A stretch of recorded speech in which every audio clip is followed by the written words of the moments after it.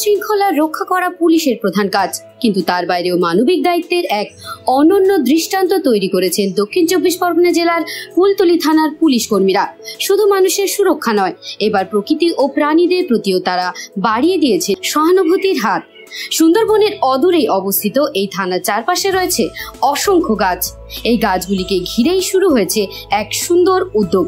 গাছে ডালে ডালে বাসা বেঁধেছে অসংখ্য পাখি, আর উড়ন্ত অতিথিদের যত্ন নিতে থানার পুলিশ কর্মীরা হয়েছেন প্রকৃত বন্ধু। কুলতলি থানার ওসি ফারুক রহমান বরাবরই পরিচিত পশুপ্রেমী হিসেবে।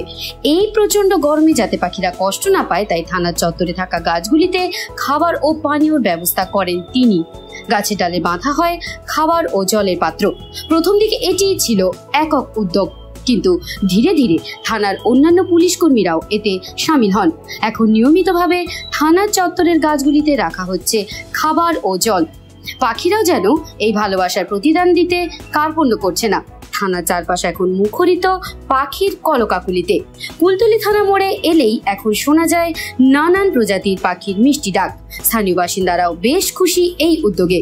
সাধারণত থানার পরিবেশ নিয়ে অনেকের মনে একরকম ভয় কাজ করে, কিন্তু কুলতলি থানায় ঢুকলেই এখন পাওয়া যায় এক অন্যরকম অনুভূতি, একটি সবুজ ও প্রাণবন্ত পরিবেশ।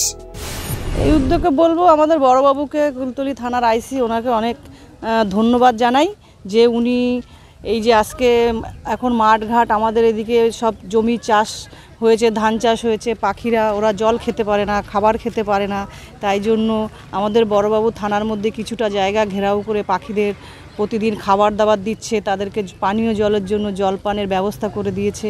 এটা উনি ভেবেছে খুবই ভালো জিনিস। আর প্রাকৃতিক দিক থেকে পাখিদের আরও বৃদ্ধি হবে, এরকম যদি আমরা সবাই কিছু অল্প অল্প করে ভাবি, তাতে আরও সৌন্দর্য জায়গাটা ভালো দেখাবে।